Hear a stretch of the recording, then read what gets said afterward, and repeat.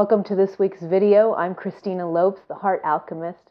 And this week, the video is about the inner critic. I've been getting this question a lot, especially from women. So I want to get into this. If you're watching this video and you happen to be a lady, this is specifically pertaining to you. So what is the inner critic? This inner critic exists in all of us to a certain extent. And it's just that mind, that ego, the inner critic that is constantly saying that you should do or be a certain way, that's constantly driving you to do more and more and more. So all of us to a certain extent have this inner critic, but it seems like women, especially women that are very professional, that are successful, that are trying to drive their careers forward, this inner critic is a very strong presence. But I'm going to talk about the inner critic no matter where you come from or no matter what gender you are. So if you do feel like you have a mind that is constantly criticizing you, that's constantly driving you forward, I'm going to help you out, and I'm going to give you a few steps to kind of start working with this inner critic, because it's a part of you. You know, sometimes we want to work with our minds and change our mindsets in a form of rejection. We don't like certain aspects of ourselves, but I like to work with all aspects of ourselves, and our minds, they're part of us and they're beautiful. All right. So here we go. How do we work with this inner critic? How do we quiet the inner critic down? I want to take a step back from the inner critic. And why I want to do this is because your inner critic, that critical voice that is constantly telling you to do more, to be more, it really does depend on some roots. So there are some root beliefs that you hold within you that feed the voice of the inner critic. The more self-limiting beliefs, the more self-sabotaging beliefs that you have, the louder the voice of your inner critic. Now, a lot of us know that we have an inner critic, and if I were to ask people, you know, does your mind drive you to do more? People would say, yeah, you know, I'm very self-critical. So it's very easy for us to catch on to the inner critic. What is not as easy sometimes is to catch the foundational beliefs, self-limiting beliefs that inner critic relies on in order to drive you forward. But it's these beliefs that you really need to identify, to find, to observe. And once you do, then the voice of the inner critic quiets down. So for me, in my experience, there is one belief that is pretty much the strongest driver of the inner critic that there is. And this belief may be lodged very deep in your unconscious, so you may not be aware of it, but I'm going to bring it to the surface. So the voice of the inner critic relies on this key belief, and that is the belief that I'm not good enough as I am right now. All right, I'm going to repeat that again so that you can internalize this. I'm not good enough as I am right now. This is one of the foundational beliefs that fuels the voice of the inner critic and makes it louder and louder and louder. There could be more. There could be more. I had some other ones. I had the not good enough one. I had also an inner belief that said that I wasn't worthy of being loved. So I was able to observe this. I was able to bring this all to the surface. And as I started working with these foundational subconscious beliefs, as I started bringing them up into my conscious mind, then suddenly I noticed that the voice of the inner critic started quieting down more and more. So there's the first step for you in helping out with this inner critic, with your self-criticism, is take a step back from the inner critic and ask yourself, what are the foundational beliefs that inner critic relies on? And it's going to be something around those lines of, I'm not good enough, or a variation of that. When you see those subconscious beliefs, write them down. I love journaling. I journal and journal and journal every day. So this is a good habit for you to start too. Write down the self-limiting beliefs that you discover as you're going into this contemplative exercise, okay? Write them down, and this is the second step. You're not just going to write them down. You're going to look at those beliefs, those deeply ingrained beliefs, and you're going to see the lies that they are. They are untrue. The fact that your subconscious mind may have a belief that says you're not good enough as you are right now, that is untrue.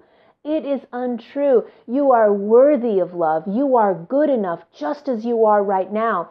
The fact, I love to use this mantra, and I'm going to give it to you right now so you can use it too. Here's the mantra. Just being here on this planet and breathing is enough.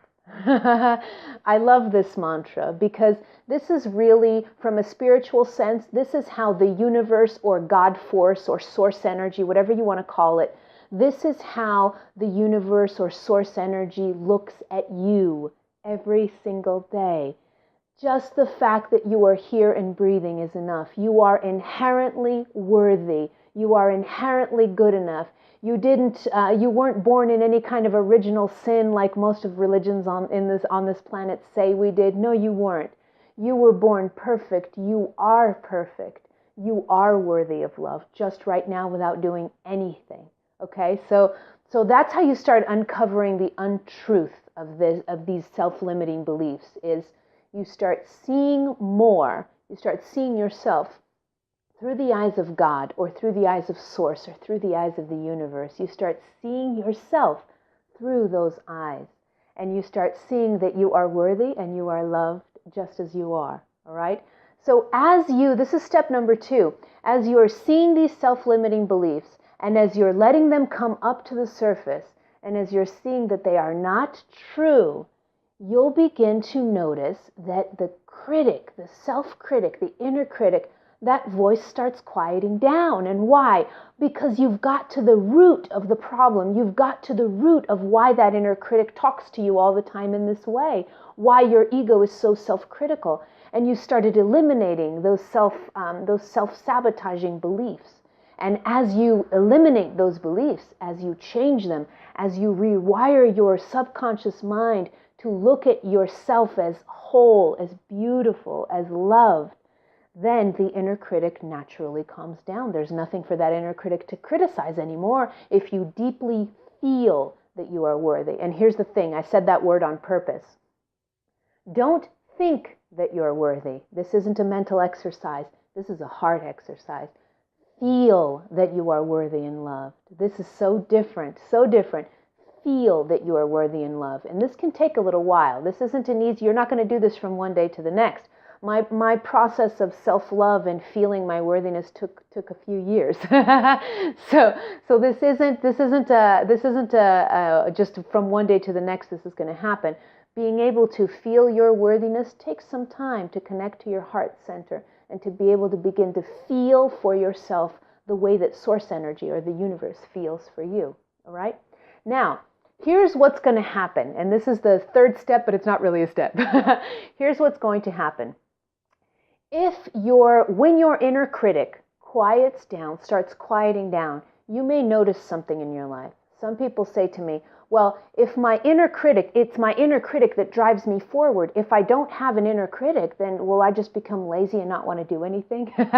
No, you won't. In fact, what you'll notice is that you can actually become more driven once your inner critic quiets down. And why? Here's the thing. If your inner critic is basically moving you along with a whip, right? You're moving along, you're being driven. When you're driven by that inner critic, you're being driven by negativity. You're being driven by a whip. You're being driven by a voice in your head that says you must do this in order to be better or to be more whole or to be worthy. So, okay, you're driven, but you're driven through negativity. This is extremely draining on your energy and on your being. It's not a great way to be driven. But there are a lot of people on this planet that are driven, and they're not driven because they have an inner critic. There are a lot of people on this planet that are driven because they're passionate about something, because they know what their mission is in life, their purpose is in life, and they wake up every day just looking forward to another step in their mission, another day in their mission. And this actually happened to me initially when I had my spiritual awakening. My inner critic was very, very active. And every day I had to be stepping forward in my mission. I knew I was a healer, and I knew that I was here on this planet to help others heal and live spectacular lives. But initially, when I started on this mission, I had a very strong inner critic, and that inner critic was constantly telling me, do this, do that, you're not doing this right, you're not doing this right. And so that's how I started out. But as my process of self-love continued, as I began to love myself and respect myself and honor myself, as I began to see myself more through the eyes of source energy, the critic quieted down, but in its place, I became more mission-driven. But the mission-driven, the drive that I had was very different than it was before. It became a drive from joy, a drive from passion, a drive from love. Every single day when I wake up, I know that the universe is presenting me with another day that I can fulfill my mission, that I can help you be more joyful in your life, that I can help you step into a life of deeper purpose, that I can help you heal from anything that needs to be healed. So every day I'm very driven. I work a lot, but it's a very different drive. It's a drive from passion and love, and not a drive from negativity and from that whip of the inner critic. So there you go. Indirectly, you quiet down your inner critic by seeing other things, and really by loving yourself and honoring yourself just as you are. You are so loved. You are so loved and will always be, no matter what you're doing. Okay, so there's my video on the inner critic. I hope this helped.